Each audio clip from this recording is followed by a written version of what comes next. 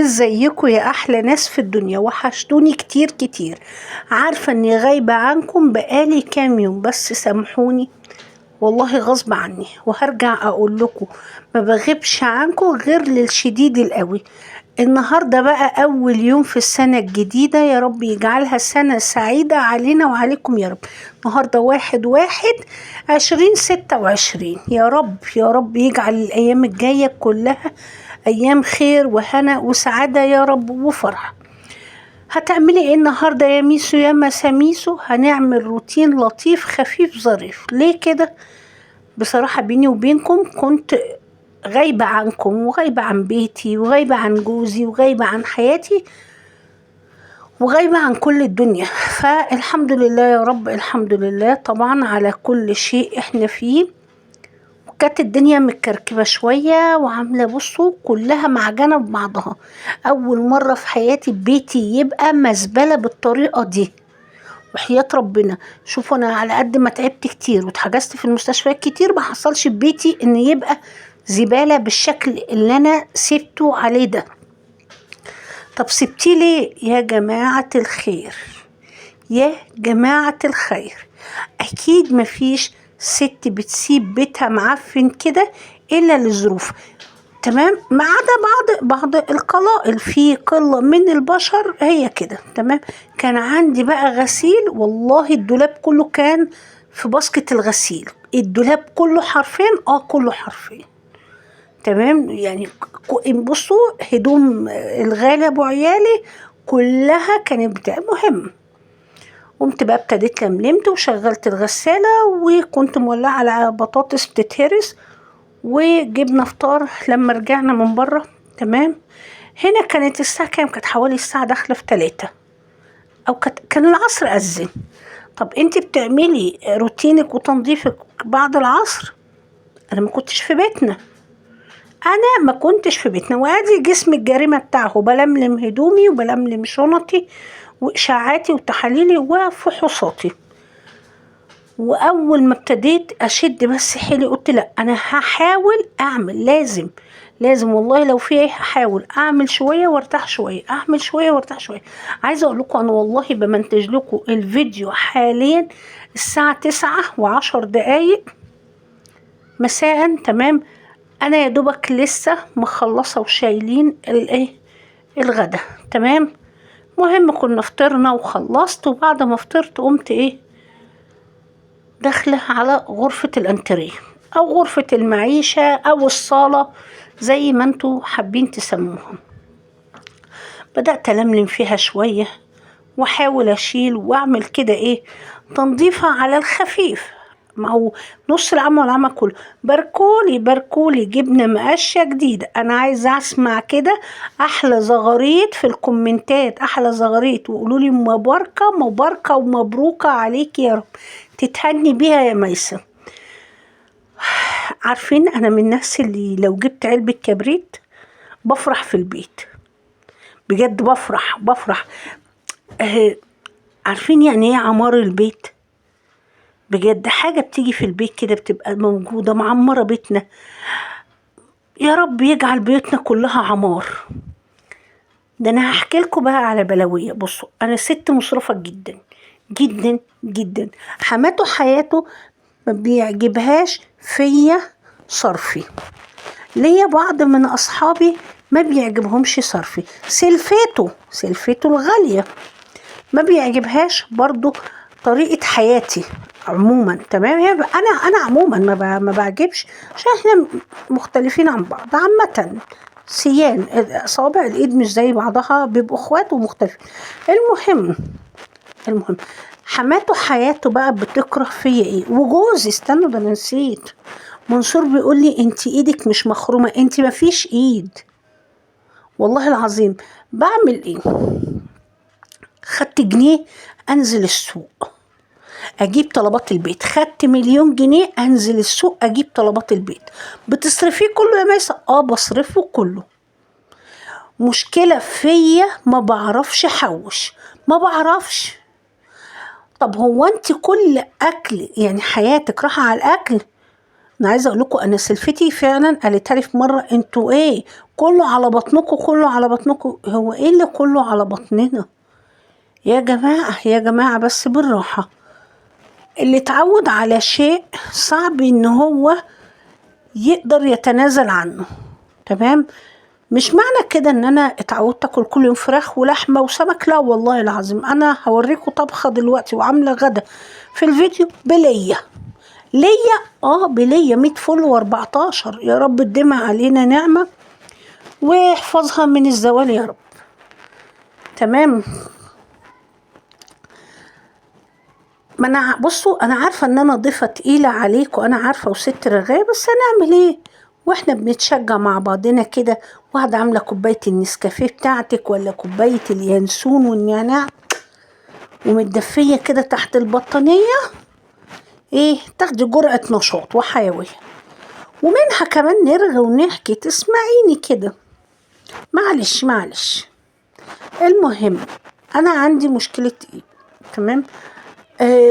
لازم يبقى عندي فيه بصل في البيت، فيه طماطم، فيه كبريت، فيه سمنة، فيه زيت. مش لازم يبقوا كمية كتير كتير كده، لا.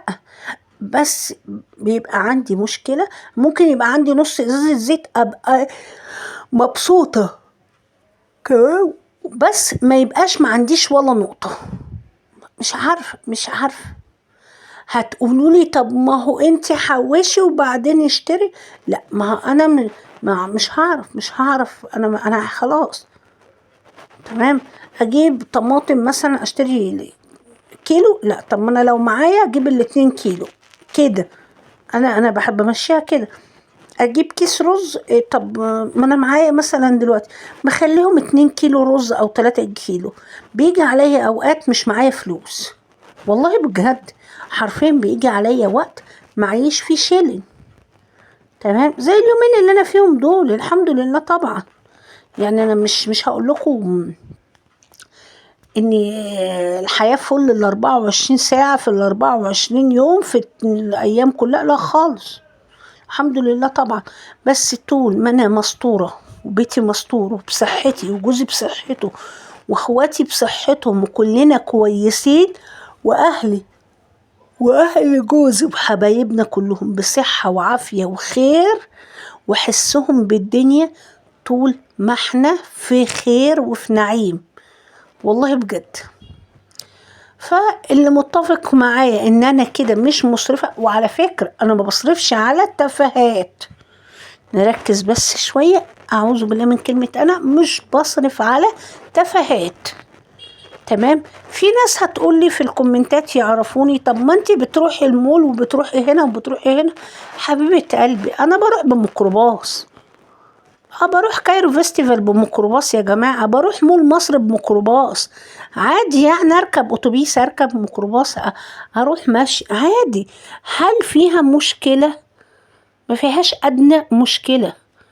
ده بيقول لك حتى روحوا عن القلوب ساعة بعد ساعة، فإن القلوب إذا ملت تعبت. عارفين يعني ايه؟ يعني دوروا على حاجة تبسطكوا أو حاجة تخلي فيكوا سرور كده وتدخل الفرح لقلبكم والقلب اللي حواليكوا. لأن لو فضلتوا كآبة كآبة كآبة، يا لهوي، لا بجد يعني كآبة كآبة على مع بعض دي بتحولك لبني آدمة ميتة ماشية. عارفين والله كده، هي ميتة جسمانيا وفكريا ونفسيا، بس ماشية. يلا انا ماشي في الحياة بنزق اهو، مش عارفة ايه. تمام؟ بصوا هحكي لكم من ايه، من ضمن المواقف اللي انا مش بحبها في الحياة، وقولوا لي انتوا كده ولا لا. انا بقالي فترة الايام دي مش مستحملة اسمع مشاكل، بجد والله. مش متحملة من الناس اللي هم فناش والحياة ويا اختي وفلان. خلاص يا جماعة، خلاص خلاص خلاص. تمام؟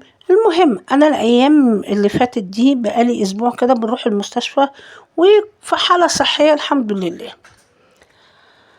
المهم تيجي حد، تمام، تقول لي انت كلتي ده ليه يا حبيبتي؟ على فكرة انا مسموح لاكله. لا، انت ازاي؟ ده انا حبيبتي، انت نوع تعبك شيء، واعوذ بالله من كلمة انا نوع تعبي شيء. انت ما بتفهميش، انت جاهلة، انت عبيطة، انت مش متعلمة، انت متأكدة ان انت معاكي حاجة؟ انت متأكدة ان انت بتقري وبتكتبي؟ والله لازم ابص لها واسكت. انت عندك تعب شيء، واعوذ بالله من كلمة انا تعب شيء. مش معنى ان احنا مرضى مناعة يبقى احنا الاتنين متفقين. عمر ما في اتنين في الحياة بيتفقوا. تمام. بس في ناس في الحياة بتتغاضى عشان تمشي امورها وكده. ماشي. حتى لو بصيتي انت وزوجك مش متفقين، عمركم ما اتفقتوا على رأي، لا. تمام. مختلفين يعني في الطباع، مختلفين في كل حاجة. مش قصدي يعني ان انتم متفقين في العيشة، لا. قصدي اختلاف الرأي، الطبع، الفكر، كل شيء. المهم، جينا امبارح في المستشفى، واحدة فضلت واقفة. تمام. مهم جت حالة جديدة معانا بتكشف، واكتشفت انها عندها مشكلة التعب ده بعد تعب حاجات كتير ولف على دكاترة كتير. تمام. جت واحدة واقفة قالت لها ايه؟ اسكتي، ده انا مش عارفة ايه، وهيجرالك ويجرالك انا بقيت بصلها وسكت. بتقولي هو انت مش بيحصل؟ قلت لها حبيبتي الله يسعدك ويكبر بخاطرك دنيا واخره. ما تسديش نفسية الست، وما تسديش نفسية حد. حبيبتي انت حاجة، احنا حاجة، احنا حاجة، ده حاجة، ده حاجة، ده حاجة. اهمالك هو اللي بيوصلك. تقولي وانت ان شاء الله اللي عمل فيكي كده ايه؟ قلت لها قدري. بقيت فجأة من كتر هي عمالة تحكي وتقول انا حصل وجاتني انتابتني حالة عصبية. وبصوا تقولوا لي تكرهي ايه في حياتك؟ اكره اللي يقعد يسألني على تفاصيل تفاصيل تفاصيل تفاصيل دواخل حياتي. مش حسد لا سمح الله، ولا ان انا، بس في حاجات في الحياة خصوصيات. في مش كل الناس دايما هروح احكي. ساعات كل واحد فينا عنده حاجة سر، حاجة شخصية يا جماعة، حاجة لنفسه يحتفظ بيها يعني كده. فالمهم لقيتها امبارح بتقولي ده انت سوسة، انت مش عارفه يا اختي مالك في ايه، ما تقولي مالك، ما قلت لها يا حبيبتي ما تريحي دماغك، ممكن تسكتي. المهم جوزي يجي بيقول لي في ايه، لاني بقى متضايقه خالص ودماغي هتطرقع يعني هتنفجر من شديه الصداع. فبيقول لي مالك؟ قلت له ما فيش. قال لي ايوه، طب انت ليه سبتي القسم بتاعك وبعدتي قعدتي بره؟ قلت له مش طايقه، حرفيا مش طايقه. عارف انت الناس اللي بتشحنك طاقة سلبية؟ اهو في واحدة جوه كده، واعوذ بالله من كلمة انا يعني لا، مش هقدر، مش هقدر. في حد فيكو كده زيي ولا لا؟ تمام. بصوا كلنا ساعات بنعوز نفضفض، كلنا بنحب اوقات محتاجين حد نحكي معاه ونتكلم، بس حد احنا عارفينه، فاهمين؟ مش حد كده ما نعرفوش ونقعد نقول له احنا وجوزنا وبيتنا وحماتنا وحياتنا وعيشتنا. لا لا. آه. المهم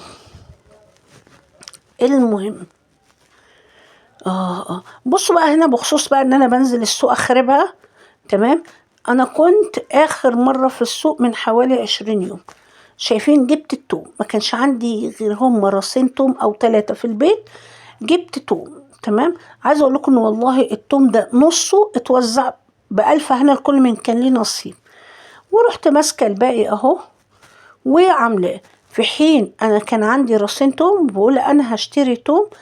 جارتي قالت لي لا ما تشتريش، انا عندي توم هديكي. قلت لها لا، خليهولك بألف هنا يا بنتي، والله بدل ما يبوظ. ويا بنتي قلت لها لا لا لا، طب ما احنا بناخد منك. قلت لها يا ستي تعيشي وتاخدي، وعيش ودي، ويجعل بيتي وبيتك يا رب عمار، ويملاه الخير والبركة دايما. هل معنى كده اني انا مش بحب اخد من حد حاجة؟ لا خالص، لا بالعكس، عادي باخد من صحباتي ومن الناس، وببدل مع الناس حاجات. طب انت جايبه طماطم، خدي طماطمتين، هاتي خيارتين، ادينا ليمونتين، خدي بصلايه كده، عادي. عادي في حدود امكانياتي، في حدود حياتي، في حدود بيتي. تمام. يا كريم يا رب. المهم، بصوا بقى، نرجع بقى لروتين. عايزه اقول لكم والله انا عملت اوضه الانتريه، وعملت الصاله، وغسلت المواعين، وعملت الاكل، ويعني مش عايزه اقول لكم، ومسحت السلم، مسحت قدام باب الشقه والسلم وكده. تمام. بس مسحت السلم مسحه نظيفه، مع اني مسحاه من يومين الصبح قبل ما امشي اروح المستشفى وكده، ماسكاه منضفاه ومخليه زي الفل. ليه؟ حد سوري يعني اعزكم الله عمل لنا حمام عليه قدام الشقه اللي جنبي. تمام. فالحمد لله، كتر خيرهم، كتر خيرهم، كتر خيرهم، مش هنقول غير كده. الدنيا ساعة، ما مش هقدر اتكلم. يا رب.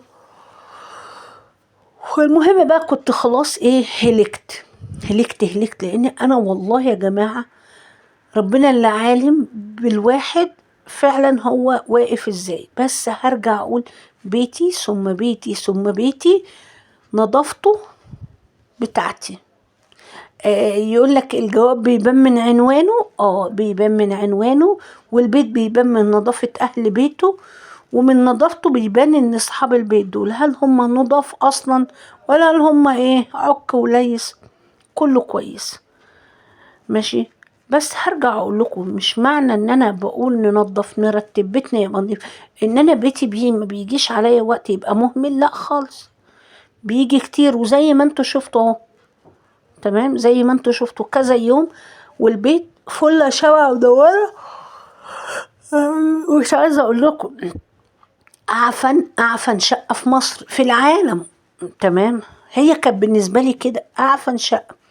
عارفين بقى، بعد ما مسحت وحطيت المعطر والكلوريكس، ياه وحياة ربنا، انا كأن روحي ردت فيا، بجد كأني روحي ردت فيا. انا ما قدرتش اقعد ولا اعمل. انا جيت غيرت هدومي ولبست جلابيتي، ورحت داخله بقى على والله يا زمن، يلا يا سيده، يلا يا سيده. تمام. ورتبت ونظفت. فاضل بقى، جيت بقول لكم خلصت بقى، خلاص خلصت وخلصت. تمام. فاضل اوضه النوم. قلت لا، انا هلملمها لما كده خفيفه، واعدل الفرش واعدل الدنيا خفيف خفيف، واخليها لبكره ان شاء الله. يحيينا ويحييكوا ربنا بإذن الله. نشرت بقى غسيلي وعملت حالي. وعايزة اقول لكم، انا نشر الغسيل شوية كده، بعد ما اخد العلاجات بتاعتي هقوم عشان اعمل يعني القط الغسيل او انقي الغسيل اللي خاف عليه يتسرق. ليه؟ لان انا اول بلكونة، واسوأ حاجة في الدنيا انك تكوني اول بلكونة.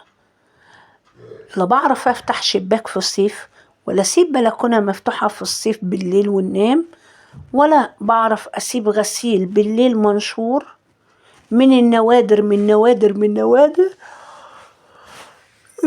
ان اسيب شويه غسيل منشوري. تمام.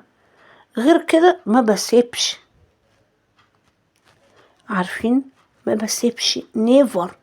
never forever زي ما بيقولوا كده. يا الله يا ولي الصابرين. اللهم صل وسلم وبارك عليك يا سيدنا محمد، يا رب يا رب. الله أكبر. التتوبة عندي المرة دي ده نوم. سامحوني ان انا فعلا انا بسقط، بس معلش انا بقول لكم تشجعوا، بس معلش انا عارفة ان كتير منكم هيشوفوني الصبح واللي بيشوفني دلوقتي، اختلاف الاوقات واختلاف ان الفيديو جالك امتى وشفتيه امتى ده بيفرق، انا عارفة. فيجي لك في الصبحية كده او العصرية تشجعك كده وقومي ايه رتبي. جالك زي دلوقتي كده والدنيا ساقعة وانت متكتكة ومتدفية، لا خليكي متدفية تحت بطانيتك وطز ثم طز ثم طز في اي حاجة تعكر عليكي مزاجك. والله العظيم تنظيف ايه ونظافة ايه وبيت ايه اللي يعكر على مزاجك؟ نيفر نيفر. دفي نفسك ودفي العضميتين اللي حيلتك عشان هتحسي بقيمتهم بعد شوية. كل ما هتكبري كل ما هتحسي يعني ايه صحتك بجد بجد. الله يكون في عون عيالنا اللي طالعين ومفيش غذاء بجد كويس يغذيهم. والله الحمد لله يا رب، الحمد لله. احنا داخلين على الامتحانات خلاص، ندعي لأولادنا كده جميعا ربنا يوفقهم يا رب ويجعل الامتحانات سهلة ليهم وسهلة عليهم يا رب، يجعل امتحاناتهم سهلة وييسر لهم حالهم يا رب ويفك العقدة من لسانهم ويكرمهم ويهدي المراقبين اللي واقفين عليهم ويوفقهم وما يضيعش تعب أب وأم هدر يا رب. يا رب ما يعني تجبر بخاطر كل أب وأم وكل طالب يا رب ويوفق الجميع يا رب يا رب. والنبي دعوكم.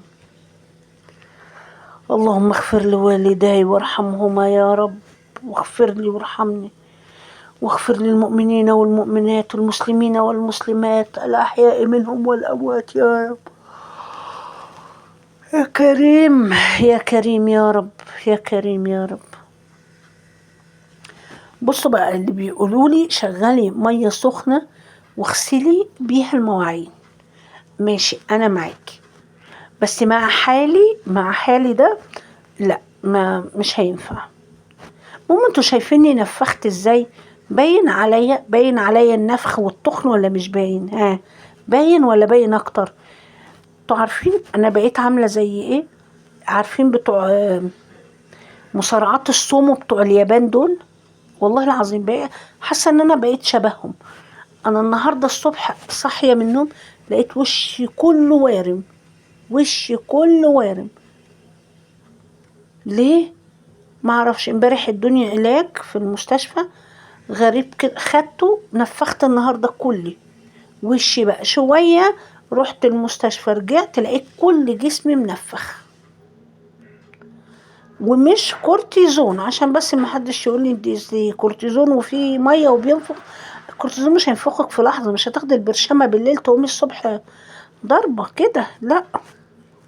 انا والله العظيم عايزه اقول لكم انا بقيت انهج وانا قاعده، ولما اقول يا جماعه انا تعبانه بنهج بعمل ماشي هتبقي زي الفل، ماشي هتبقي 100 فل، ماشي هتبقي تمام، ما تقلقيش ما تقلقيش.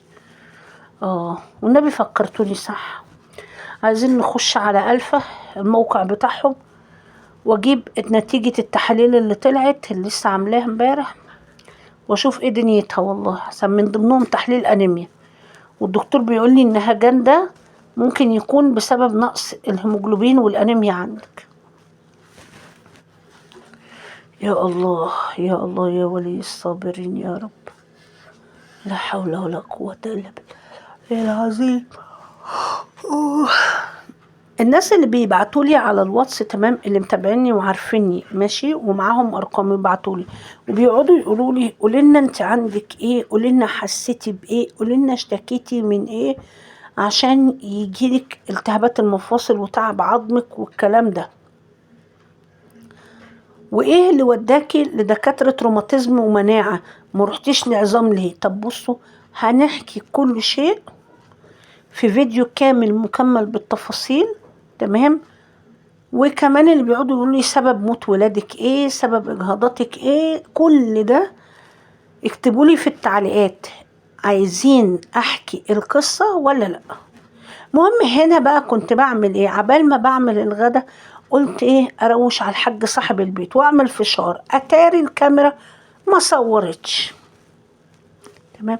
قلت بس يلا نديها سبانخ. هو مالوش نفس ان احنا ايه نرفع عليه، لاني كان ايه ولاد اختي كمان جم، وقلت اروح ايه افرح قلبهم كده شويه، ولكن ما تصورتش. تمام. انا هنا بعمل ايه؟ بعمل سبانخ. اعوذ بالله من كلمه، انا من الناس اللي بشوح السبانخ الاول، ما بمسكهاش خضرة كده وارميها في الصلصه. تمام. حطيت في الحله ايه؟ ليا يا ميس. انا بقطع ليا صغير خالص كده، بمسكها اقطعها صغير قوي وزي مكعبات كده. تمام. ورحت حاطه معلقه سمنه واديله ادي بقى في البصلايه. قطعي على قطاعه او على كتر بورد، ما بعرفش يا جماعه، مش ما بعرفش، انا مرتاحه وانا بقطع كده في ايدي. هي خلاص انا كده نفسيا مرتاحه واسهل لي. تمام.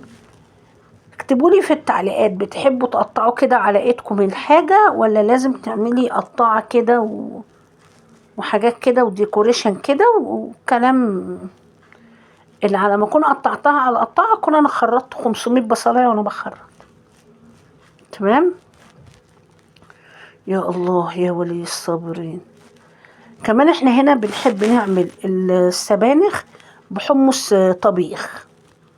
ما اعرفش اكلها برز، ما نعرفش ناكلها بفريك. تمام. حتى علمت الحاج صاحب البيت الغالي ابو عيالي، علمته ان ياكلها بحمص طبيخ. امه ربنا يديها الصحه، حماته حياته، بتعملها بشويه رز، بتروح راميه جواها شويه رز. تمام. احنا ما بنعملهاش برز. مالك يا ضناي؟ تمام.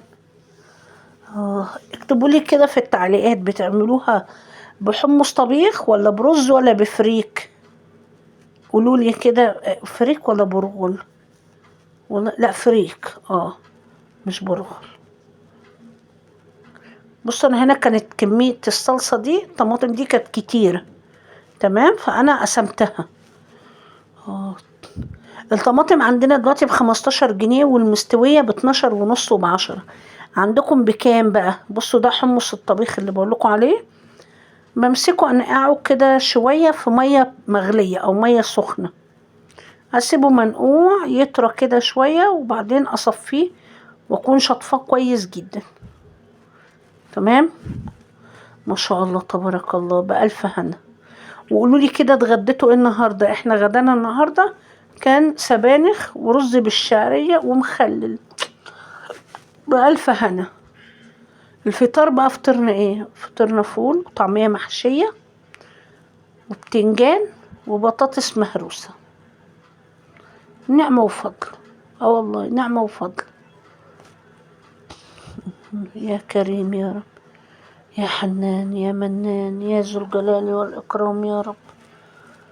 اللهم استرنا فوق الأرض وتحت الأرض ويوم العرض عليك يا رب. هنا بقى بنحمر الشعرية بتاعتنا يا سيكي يا سيكي. أول ما تاخد اللون الذهبي كده، تمام، بروح نازلة بالرز، أفضل أديله تقلبتين 3 لحد ما يخشول. بألف هنا بألف هنا.